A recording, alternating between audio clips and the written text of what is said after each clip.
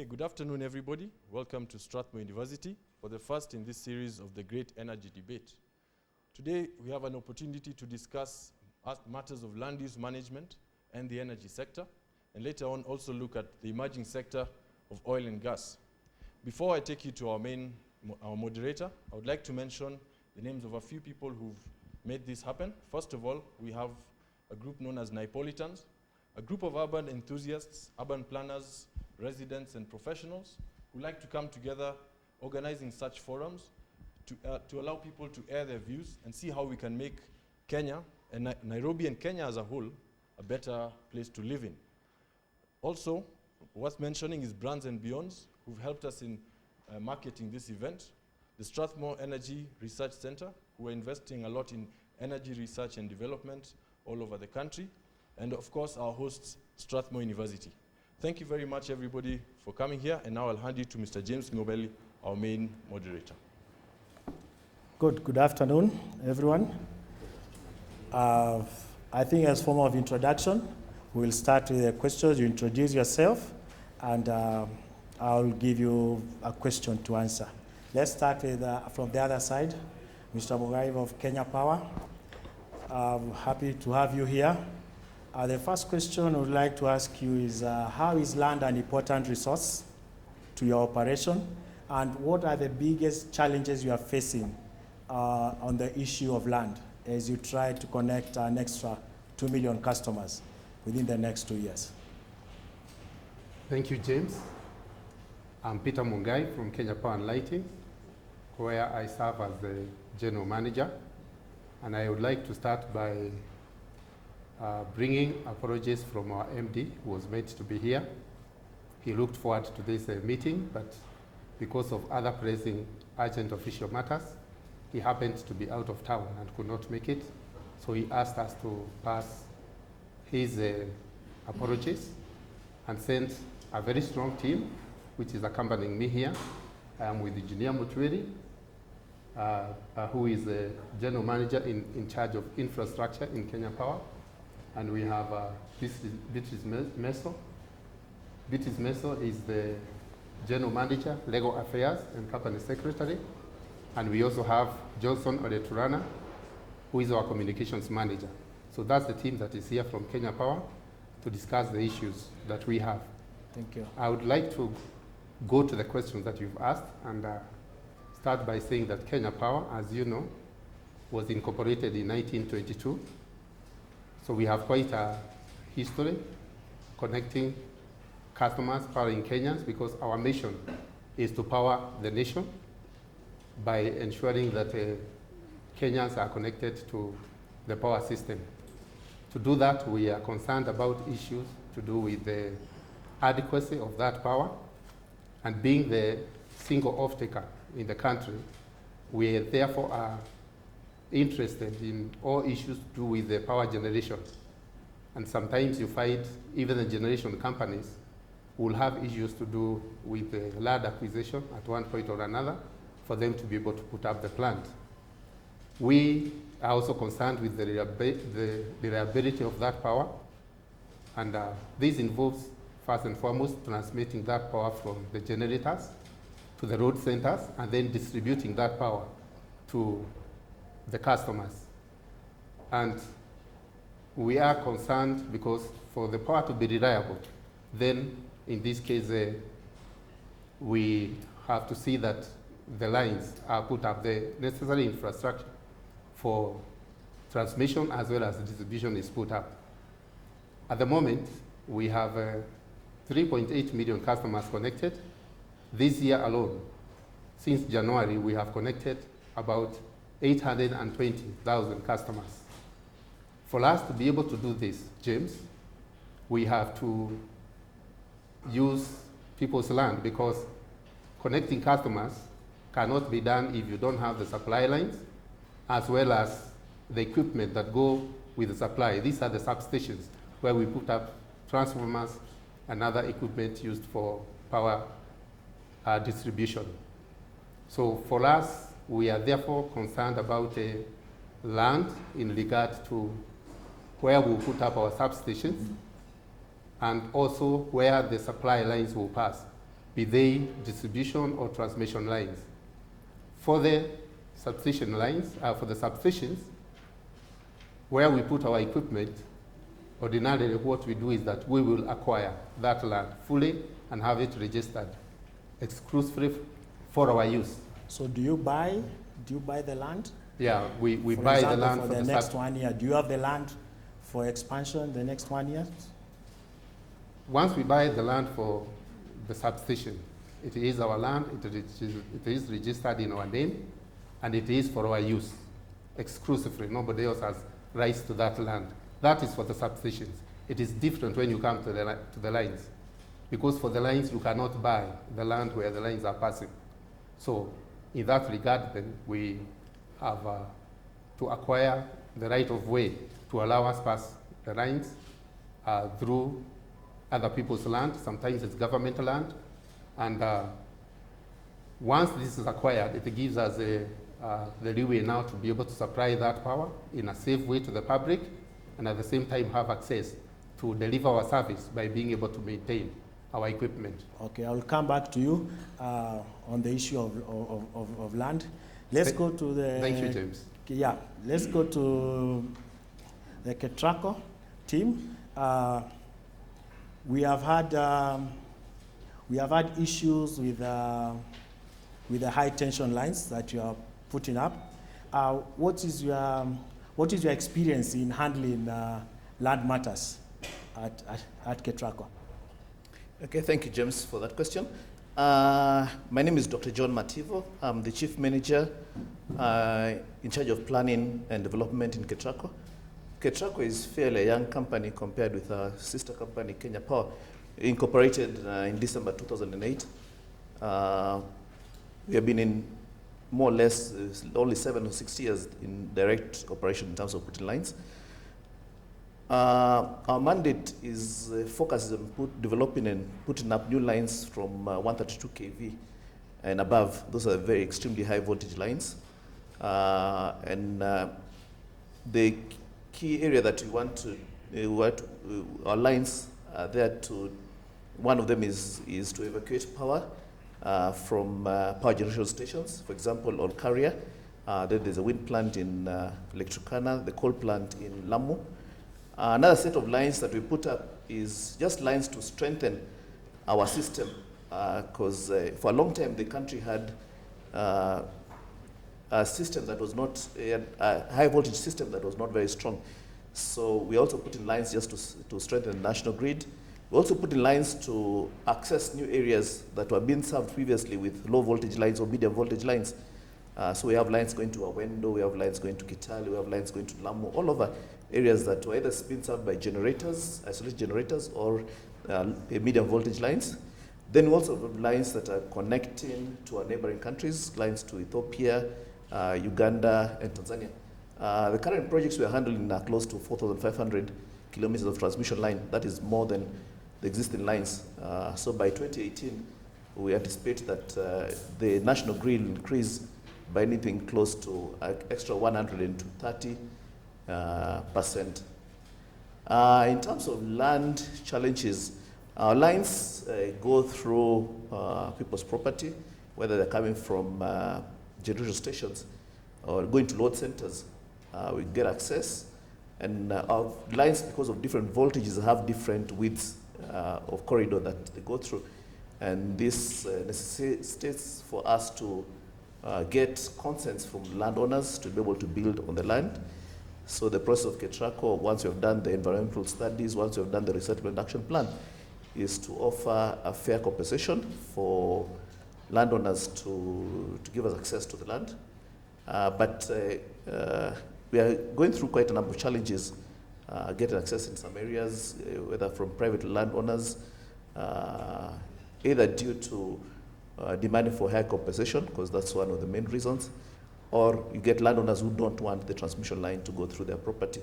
And as my colleague Peter had said earlier, for us to be able to serve the people, the lines have to pass through somewhere. So these are just areas, challenges that we get, continuous stoppages by various landowners. Okay, just give us an example of a line that We know there are lines we have seen through the media, lines that have been delayed. What is the issue on Isinya line, and what is the impact of this controversy? Okay, maybe just one good example is the line that comes from Mombasa to Nairobi. It's a 400 kV line. It's the first line in this region to have that kind of voltage. The line was anticipated to be completed in 2013. Now we are delayed by almost 2 years. And the line is virtually complete from Rabai all the way to Kiboko River. Then we have challenges as we enter Kajiado County all the way to Embakasi. Most of the project is actually more than 90% complete because most of the foundations and towers have been done. But landowners who are previously paid before 2013 demanding for high compensation because, as you know, land value in Kenya keeps on rising day by day. So you paid landowners in 2013? Yes, most of the landowners.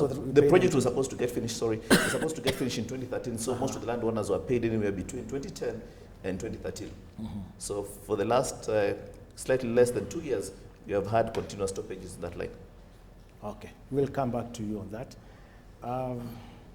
Madam Flora, pipeline, I would like to ask you, the other day you're on the media, you want to put a new pipeline from Mombasa to Nairobi. And I'm sure land will be an issue. Just expound on it, and what do you think your strategy towards land acquisition on that line? Thank you very much, James. Yes, we are putting up a new line from Mombasa to Nairobi, some 450 kilometers. Fortunately, we will be utilizing an easement area that already exists, where we have an old line, over 35 years old. So we expect that because we have easement agreements with the landowners along that corridor, that we will not have problems. But being a Kenyan and a new constitution, that is a statement of faith. I know for sure from experience elsewhere in the country that compensation in 1973, 74, 75 is not money anyone today can comfortably say, yes, I was paid and I am happy to have you come back and lay a line. So we are hoping for the best because of the easement arrangements we already have, but we have plans to deal with our stakeholders who own the land in which we have laid a line and we want to lay another line. So we would be engaging them on one-on-one basis to understand their issues and deal with them as they come. Certainly they will want more money. And a contract of 1973. We'll come back to you on that issue. Karibu Bwana CEO, the National Land Commission. Thank you for being here. And these are your clients. And I'm sure you have met them on several forums. Projects have stalled. So we'd like you to tell us what are the key issues? What are the key issues? What do you think is the key issues stalling these projects? Thank you very much, James. My name is Chavangi Aziz Tom, Chief Executive Officer at the National Land Commission. You all know we have a history with the Commission, and you know our mandate is to manage land on behalf of the national and county government. And one of the major areas that that management goes to is land acquisition and Part 8 of the Land Act. And under the same, we have several challenges that have actually affected some of our clients who are seated with me here. And one of them is the issue of compensation. The compensations are so huge. At times, we worry if the government or the acquiring bodies are going to manage such huge sums of money in terms of paying the persons or the beneficiaries who are actually being evacuated from a particular parcel of land. For instance, the standard gauge railway, which is about 471 kilometers from Mombasa to Nairobi, Kenya Railways had to set aside close to 11 billion, and that is just one project. Then we have LAPSSET. Billion or million? Billions. Billion. We have LAPSSET, Lamu all the way to Turkana, branching off at Isiolo into Uganda, Kigali. Then we have Nairobi, Malaba. Then we have Sondu Miriu, we have Ketraco who are seeking way leaves. We have Kenya Pipeline seeking the same. So all these challenges are there. Since we are all deriving funds from the National Treasury, you find that there are budget constraints also, because there are other projects and other needs in this country, like education, healthcare, infrastructure, security, which is a major concern. So that is the major challenge in terms of acquiring these parcels of land, money. And does that money come on time? No. In most occasions, we start the acquisition process and we don't have money to pay the beneficiaries, so the money does not come in on time. Yet the Constitution under Article 40 provides for proprietary rights to the beneficiaries. And then the Land Act says the compensation must be paid on time. So prompt and just payment. So most of the time you find that we are actually in violation, both the acquiring body and the commission, because for us we have to ensure that the funds reach the beneficiaries. But the acquiring body, because of monetary constraints or budgetary constraints, they don't have the money to put into our kitty. So those challenges are there. Some of the challenges are also lack of education for the beneficiaries, because some of them don't even have documentation, or some of them resides in parcels of land that are actually communal. So there are all those processes of acquisition which are different in communal land as opposed to land that has a title. Those are the challenges that we are facing as a commission towards land acquisition in this country. Okay, I'll come back to you at how you interact with the various government agencies. Welcome, Pavel. ERC, you are the regulator, and I'm sure you have a role to play in these land disputes. Some time ago, you used to appoint tribunals, but now we see all cases are going to court on land. Please, can you highlight what is your role in these land matters? Yes. Thank you very much, James. I think the great debate is a good idea because there are a lot of challenges facing the energy sector. First of all, I'm Robert Pavel Oibeke. I'm the Director, Renewable Energy at the Commission. ERC is the single sector regulator that has been there regulating petroleum sector, electricity, and renewable energy. Just like in a football match, there is a referee. We have many players. We have the distributor, Kenya Power. We have the generator, KenGen is there. We have the transmission companies. And also we have the consumers who also need protection.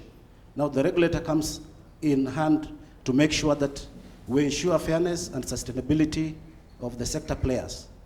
Now as a commission, we have also a big mandate to ensure that the Kenyans are also supplied with power. Because if there is an area that is affecting it, and one of them is land, the regulator is there to offer guidance and also to also create the enabling environment. Now, coming closer to the topic of discussion, land, I just want to state that land is at the center of the energy sector in Kenya. Let's look at the resources. Geothermal rests on land. The hydros are resting on land. Solar is actually on land because you cannot tap the solar energy without actually doing an installation on land. Talk of any resource that we have, be it the petroleum that we just discovered in Turkana, is actually on land. So the case of land is actually central to the success of energy sector in Kenya. Kenyans are crying for cheap power, but there is no way we can have cheap power without the Kenya cooperating with the government to ensure that these resources, infrastructure, and even the equipment that are going to be set up on land are actually facilitated to be put in place to provide the cheap and reliable power supply. So the regulator is there to coordinate. We basically are there as a protector of the Wanjikos to ensure that they get the fair energy pricing. be it electricity, be it petroleum. The regulator is there to ensure that there's fair pricing. Additionally, you mentioned about the tribunal. ERC is a body that actually has powers to solve disputes between the energy sector players. For instance, KenGen will have an issue with Kenya Power because they've supplied power and there could be an issue. The regulator is there to ensure that any arising dispute is actually amicably resolved to ensure that everyone is happy. Additionally, in case of any dispute that is beyond, if we make a decision as the regulator, then the players can actually appeal to an energy tribunal, which is established under the Energy Act. So the regulator is actually central in all this. So thank you very much, James. The issue of land, are you concerned with, if there is a dispute in land, is ERC part of the process? As a sector regulator, we have a right to get involved in conjunction with other players. For instance, the issue of well lips, it has been an issue. KETRACO cannot complete lines. We cannot evacuate power from some areas. So it's important that all the energy sector players work hand in hand. As a sector regulator, we are very concerned in that we are responsible for making what we call the energy sector plans. These sector plans, we monitor their performance, we monitor their progress to ensure that we deliver the energy to the people at the right time. The government has the 5,000 megawatt plan. If the land issue is not addressed, that means we cannot be able to deliver the 5,000 that the president has committed. So land is central and the regulator is actually on top of things. We normally collaborate with all the stakeholders to make sure that we resolve the issue. Okay, as we prepare to take questions from the members of the public and stakeholders, would like to come back to the National Land Commission. Is there a different mode of compensation when you come to energy, when you go to roads, when you are discussing about the SGR? Is there different modes of compensation that you are there to? Thank you, James. No, I doubt if there are different modes of compensation. Reasons being that what we are acquiring is land. So whatever comes out of that land is, for us as a commission, an issue of the acquiring body. For instance, the prices for land that we are paying in Lamu when it comes to the LAPSET project, the rail line, the road, and the pipeline all the way from Lamu, is the same price depending on the location, the value, the developments on that particular land that we will pay when it comes to acquisition of the coal plant in Lamu. So we don't value the land based on what is going to come out of that land, but we value the land based on so many factors, like the profitability of the land in terms of access, the location of the land, the developments of the land, which are on the land, so on and so forth, but not on what will come out of that particular parcel of land in terms of development. Okay, maybe you can take questions from the members of the public who are here. As we try and see the questions, would like Mr. Mativo, there is what is the compensation policy that KETRACO uses? Okay, thank you so much, James. Now, the main difference between when maybe the standard gauge railway or railway line or the road acquire land and KETRACO is that when the road acquires land from you, it's actually removed from your title, it stops becoming your land. But when a transmission line passes through your property, the land down there still belongs to you. So what we do is that we only compensate for the limited loss of use. We allow you to do more or less virtually anything that you can do, whether it's agricultural. What we limit is things like construction of houses, planting very tall trees. So we limit the usage, but we don't, KETRACO does not acquire, does not even reduce it from your title. It's actually registered that we only have an easement of our line. So we usually pay people at a percentage, which starts from a minimum of 30%, but it can go actually up to 100 depending on if the line is going through an urban area where the only usage for the plot, maybe a quarter or acre, is only to put up a house. That means it's more or less 100. But when it's going through farmlands where people still plant coffee, tea, or had their cattle, it can actually vary from 30%. So it varies depending on the usage that is computed based on how much percentage of your land has been affected and how much of the usage has also been affected.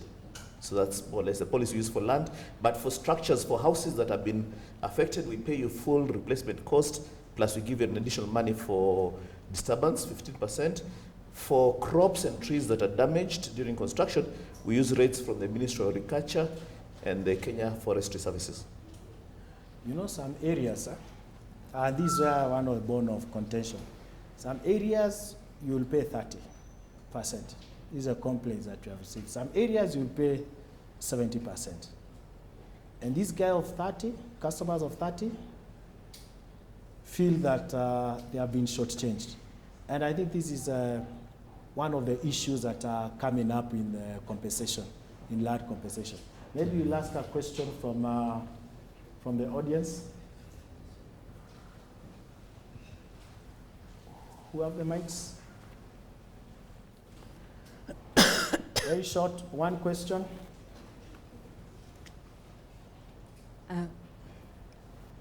Good afternoon, everyone. My name is Stella Opakas from Turkana County Government, the Ministry of Energy, Environment and Natural Resources. I had 3, but I've been told to ask one. Let's ask quick. Okay, so I have 3 questions. One is, the first one is to the CEO of National Land Commission. Maybe you could also inform us on the issue of communal land, because in the case of Turkana, that is a contentious issue, the issue of communal land. And then second is to the Mr. Mativo from Ketraco. How do you choose where to take these lines? Because it is unfortunate that an area like Turkana, we're still relying on substations, and with Lake Turkana Wind Project right next to us, we have not been in the plans. We have not been included in the plans of the transmission, which is not fair. And you have mentioned Ethiopia. And then the third is to the organizers. First of all, is to thank you, and is to request that this energy matters be all-inclusive, especially to those